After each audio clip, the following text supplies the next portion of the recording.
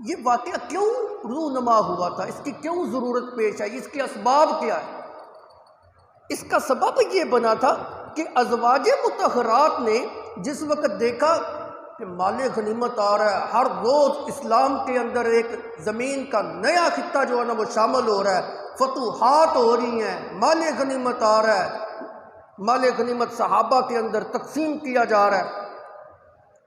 صحابہ کی جو فقر و فاقہ والی حالت تھی اب وہ تبدیل ہو گئی ہے، تنگ دستی ختم ہو گئی ہے، خوشحالی آ گئی ہے، فقر و فاقہ جو ہے نا مٹنے لگا ہے، اسرتیں ختم ہونے لگی ہیں،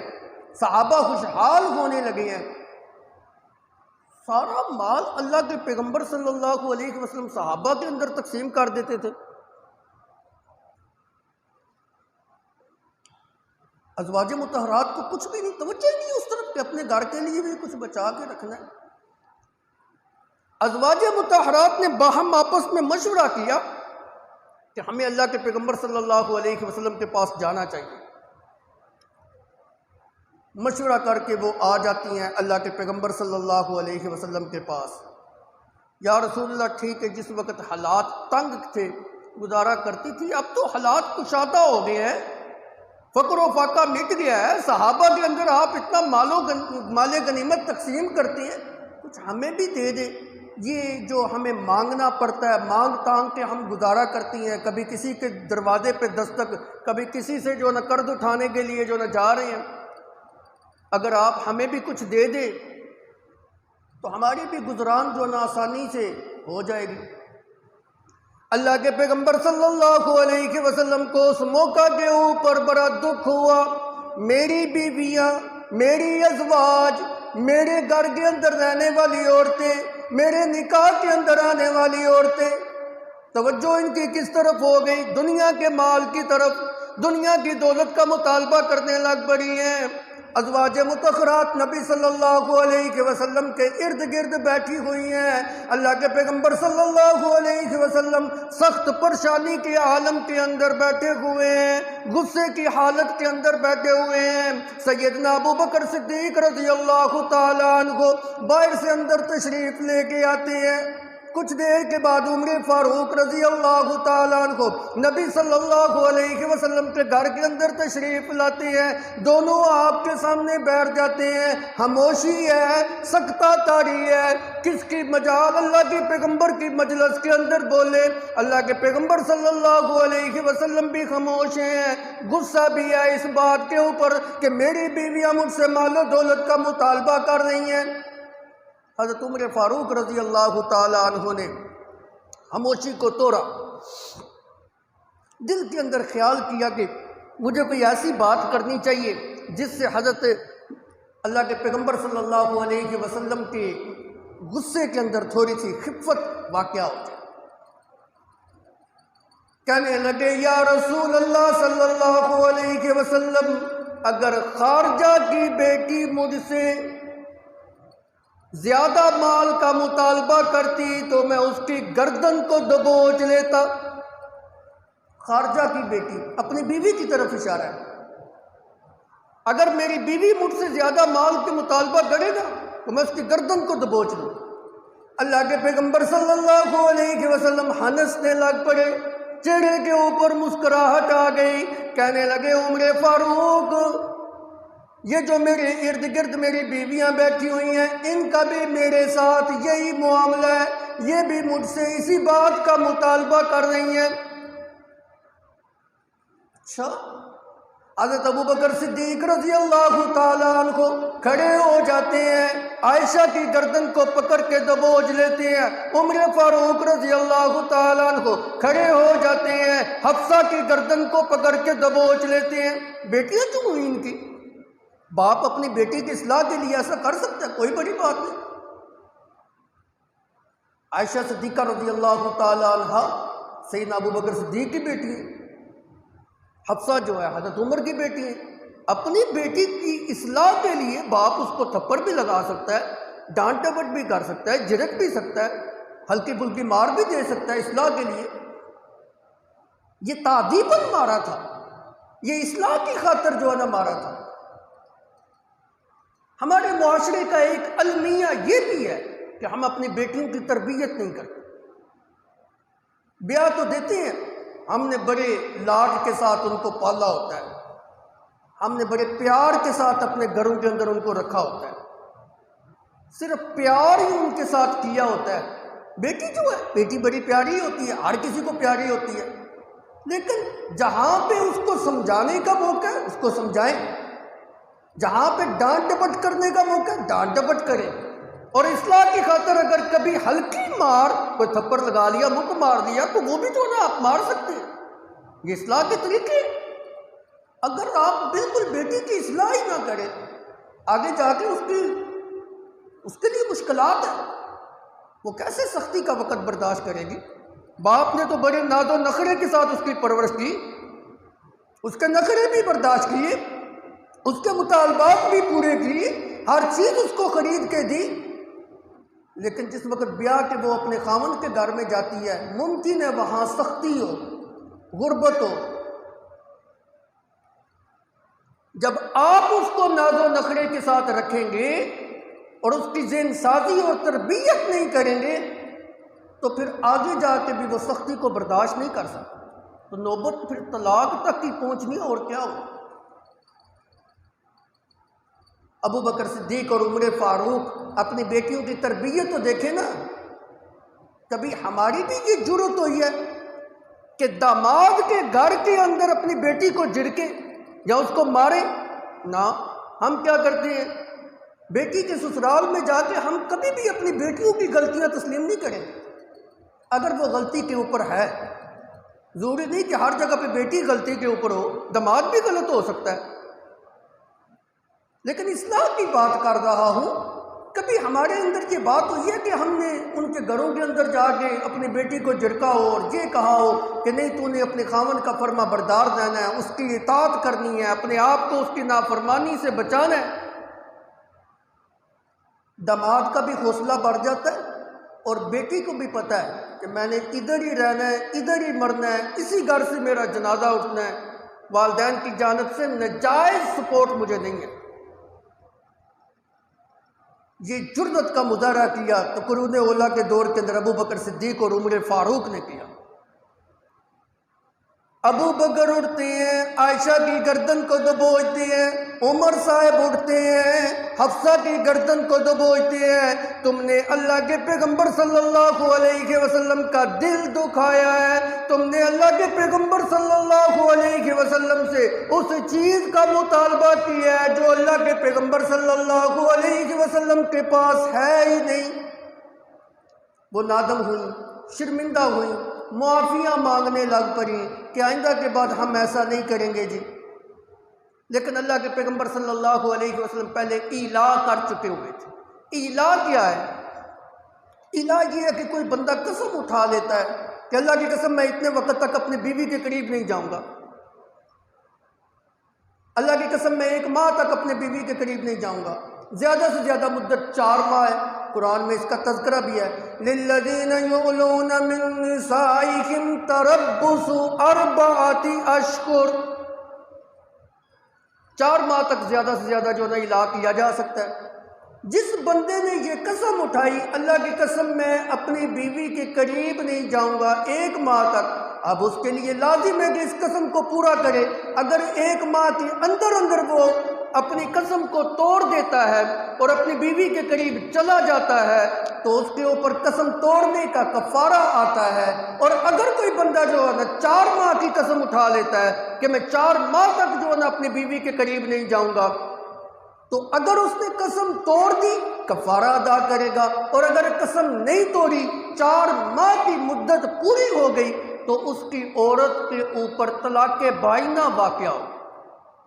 طلاق بائنہ کا مطلب یہ ہے کہ اب رجوع تجدید نکاح سے ہو سکتا ہے بغیر حلالے کے۔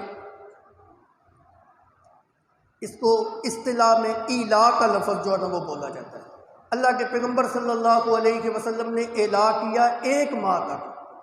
کہ اللہ کی قسم میں 1 ماہ تک جو ہے نا اپنی عورتوں کے پاس نہیں آؤں۔ آپ جو ہے نا اوپر بالا خانے تشریف لے گئے، ادھر اللہ کی عبادت کرتے رہے پورا 1 مہینے تک، اس غم اور غصے کی وجہ سے کہ انہوں نے مجھ سے جو ناجائز ایک مطالبہ کیا دنیا کی مال و دولت کا۔ آپ اپنی بیویوں کے پاس 1 ماہ تک نہیں آئے۔ 29واں دن جس وقت مکمل ہوا، آپ بالا خانے سے نیچے اترے، اما عائشہ صدیقہ رضی اللہ تعالیٰ عنہا کے پاس آئے۔ اما عائشہ صدیقہ رضی اللہ تعالیٰ عنہا نے کہا یا رسول اللہ، آپ نے تو 1 ماہ کے لیے اعلان کیا تھا، آج تو 29 دن پورے ہوئے ہیں۔ اللہ کے پیغمبر نے فرمایا عائشہ، بعض اوقات مہینہ 29 دن کا بھی ہوتا ہے اور بعض اوقات 30 دن کا بھی ہوتا ہے۔ اس موقع کے اوپر قرآن مقدس کی یہ آیت مقدسہ نازل ہوئی، یا ایھا النبی قل لازواجک ان کنتن تردن الحیاۃ الدنیا وزینتها فتعالین امتعکن واسرحکن سراحا جمیلا۔ یا ایھا النبی، اے میرے نبی، قل، اپنی زبان مبارک سے اپنی بیویوں کو یوں فرما دیجئے، ان کنتن تردن الحیات الدنیا وزینتها، اگر تم دنیا کی محبت تمہارے دلوں کے اندر ہے، اگر تم دنیا چاہتے ہو، اگر تم دنیا کے درم دینار چاہتے ہو، اگر تم کو دنیا کی دولتوں سے بڑا پیار ہے، آؤ آؤ میرے پاس، امتعکن، میں تمہیں دنیا کی دولتوں سے نواز دوں، امتعکن، جو تمہارے دل کے اندر خواہش ہے میں تمہارا مطالبہ پورا کر دیتا ہوں، امتعکن واسرحکن سراحا جمیلا، میں اللہ کا پیغمبر تمہیں دنیا کی دولتیں تو دے دوں گا، لیکن خیال کرنا میں محمد کا ناز اور فخر، الفقر فخری ہے، میں تو فقر کو پسند کرتا ہوں اور جو دنیا کو پسند کرتا ہوں میں محمد کے ساتھ نہیں رہ سکتا، اسرحکن سراحا جمیلا، پھر میں تمہیں طلاق دے کے اچھے طریقے سے فارغ تو کر سکتا ہوں، میں محمد کے حرم کے اندر تم نہیں رہ سکتی، میں محمد کے نکاح کے اندر تم نہیں رہ سکتی، میں محمد کی بیوی بن کے تم نہیں رہ سکتی، وَإِن كُنتُنَّ تُرِدْنَ اللَّهَ وَرَسُولَهُ، اور اگر تم اللہ اور اس کے رسول کو چاہتے ہو، وَالدَّارَ الْآخِرَةَ، اور آخرت کو چاہتی ہو، خیال کریں نا کیسے الفاظ ہیں، ان کنتن تردن اللہ ورسولہ والدار الآخرہ، رسول کے ساتھ دار الآخرہ کا ذکر آیا، اگر تم اللہ کے رسول کو چاہتی ہو تو رسول کی زندگی تو یوں ہے، الفقر فخری، وہ تو فخر کو پسند، وہ تو فقر کو جو ہے نا پسند کرتا ہے، والآخرہ والدار الآخرہ، اور آخرت کو چاہتی ہو تو آخرت کی نعمتیں تو ایسی ہیں، اللہ نے تمہارے لیے جنت بھی رکھی ہیں، جنت کے اونچے درجات بھی تمہارے لیے رکھی ہیں، جنت کے بالاخانے بھی تمہارے لیے رکھی ہیں، جنت کی نعمتیں اور مال و دولت بھی تمہارے لیے اللہ نے رکھی ہیں، اگر اللہ اور اس کے رسول اور آخرت کو چاہتی ہو تو پھر آؤ، فإن اللہ أعد للمحسنات منکن اجرا عظیما، اللہ نے تم میں سے ان عورتوں کے لیے جو آخرت کو چاہتی ہے، اللہ نے ان کے لیے اجر عظیم جو ہے نا وہ تیار کر رکھا ہے، للمحسناتی، جو تم میں سے نیک عورتیں ہیں، للمحسناتی، جو نیکی کے اوپر کار بند رہنے والی ہیں، اور نیکی کے اوپر کار بند رہنے والے وہی انسان ہوتا ہے جس کی توجہ دنیا کی دولت کی طرف نہیں ہوتی، آخرت کے سرمایے کی طرف ہوتی ہے۔ اللہ کے پیغمبر صلی اللہ علیہ وسلم سب سے پہلے الہ ختم ہونے کے بعد اما عائشہ صدیقہ رضی اللہ تعالی عنہا کے پاس آتی ہیں، اے عائشہ، اللہ کی جانب سے ایک حکم آیا ہے، میں تیرے سامنے رکھنے لگا ہوں، خیال کرنا، جواب دینے کے اندر جلدی نہ کرنا، اپنے والدین سے مشورہ کر کے پھر مجھے جواب دینا۔ اما عائشہ صدیقہ رضی اللہ تعالی عنہا فرماتی ہیں، یا رسول اللہ، ما ہوا، وہ کیا حکم ہے؟ فتلا علیہ الآیہ، اللہ کے پیغمبر صلی اللہ علیہ وسلم نے اما عائشہ صدیقہ کے سامنے انہی آیات کی تلاوت کی، قالت افیک یا رسول اللہ استشیرو ابویا، یا رسول اللہ آپ کے معاملے میں اپنے والدین سے مشورہ کروں؟ ایسے تو کبھی بھی نہیں ہو سکتا، کہ میں نے آپ کے پاس رہنا ہے یا دنیا کو اختیار کرنا، اس معاملے میں میں اپنے والدین سے آپ کے بارے میں مشورہ کروں؟ میں عائشہ کی غیرت گوارا نہیں کرتی۔ اللہ نے میرے نبی کے حرم کے اندر کیسی کیسی پاکیزہ عورتیں رکھی، میں عائشہ کی غیرت گوارا نہیں کرتی۔ بل اختار اللہ ورسولہ والدار الآخرہ، بلکہ میں تو اللہ اور اس کے رسول کو اور آخرت کو ہی پسند کرتی ہوں۔ دنیا کی دولت مجھے نہیں چاہیے، دنیا کے درہم دینار مجھے نہیں چاہیے۔ ایک روایت کے اندر آتا ہے اما عائشہ صدیقہ رضی اللہ تعالیٰ عنہا رونے لگ پڑی، آنکھوں کے اندر سے آنسو جاری ہو گئے۔ یا رسول اللہ، معافی چاہتی ہوں، نادم ہوں، شرمندہ ہوں، اختار اللہ ورسولہ والدار الآخرہ، میں اللہ اور اس کے رسول کو چاہتی ہوں، میں آخرت کو چاہتی ہوں، میں دنیا کو نہیں چاہتی، میں آپ کے پاس رہنا چاہتی ہوں۔ اچھا، اما عائشہ صدیقہ رضی اللہ تعالیٰ عنہ فرماتی ہیں یا رسول اللہ، میں نے تو آپ کو چن لیا، اختیار کر لیا ہے، اچھا میری ایک گزارش ہے، جس وقت آپ یہ حکم نامہ لے کر دوسری عورتوں کے پاس جائیں نا تو اس وقت ان کو یوں نہ کہنا کہ عائشہ نے مجھے یہ جواب دیا ہے۔ ٹھیک ہے، وہ اپنا جواب دیں، جس کی مرضی ہے وہ آپ کے پاس رہنا چاہے، جس کی مرضی ہے وہ آپ سے طلاق لے لے، نہ رہنا چاہے، لیکن میرا جواب ان کو نہ بتائیے جائے۔ اللہ کے پیغمبر صلی اللہ علیہ وسلم نے فرمایا نہیں نہیں عائشہ، اللہ رب العزت نے مجھے امت کو مشقت کے اندر ڈالنے والا نہیں بنا کے بھیجا، وَلَكِنِّي بَعْثًا مُعَلِّمًا مُيَسِّرًا، اللہ رب العزت نے مجھے معلم بنا کے بھیجا، اللہ رب العزت نے مجھے معلم بنا کے بھیجا ہے، سکھلانے والا بنا کے بھیجا ہے، میسرا، اور اللہ نے مجھے آسانیاں کرنے والا بنا کے بھیجا ہے۔ میں امت کے لیے آسانیاں پیدا کرتا ہوں، ان کو مشقت کے اندر نہیں ڈالتا ہوں۔ اللہ کے پیغمبر صلی اللہ علیہ وسلم جس وقت دیگر ازواج مطہرات کے پاس بھی آئے، اللہ کا یہ حکم سنایا انہوں نے، اور ساتھ یہ بھی کہا کہ عائشہ نے مجھے اس معاملے میں یہ جواب دیا ہے، تو ان عورتوں نے بھی آگے سے اللہ اور اس کے رسول کو اور آخرت کو اختیار کیا، نہ کہ دنیا کی دولتوں کو اختیار کیا۔ عرض یہ کر رہا تھا میرے نبی کی زندگی تو یوں گزری ہے، فقیرانہ گزری ہے، عاجزانہ گزری ہے، مسکینی کی حالت کے اندر جو نہ گزری ہے۔ آپ غریبوں کے ساتھ پیار کرنے والے تھے، آپ غربت کو چنچانے والے تھے، آپ غربت والی زندگی کو اختیار کرنے والے تھے، باوجود اس کے کہ اللہ نے آپ کو یہ اختیار دیا ہوا تھا۔ اگر آپ چاہتے ہیں مکے کے ارد گرد کے پہاڑوں کو میں آپ کے لیے سونے کا بنا دیتا ہوں، زمین کو میں آپ کے لیے سونے کا بنا دیتا ہوں، لیکن آپ نے فرمایا نہیں، مجھے سونا نہیں چاہیے، مجھے دنیا کی دولتیں نہیں چاہیے، میں تو غریب ہوں، غریبی کو پسند کرتا ہوں، اسی حالت میں زندہ رہنا چاہتا ہوں، اور اسی حالت میں اے اللہ میں تجھ سے ملنا چاہتا ہوں، موت بھی مجھے مسکینی کی حالت کے اندر آئے، میں تو اسی بات کو جو ہے نا پسند کرتا ہوں۔ اور اگر کبھی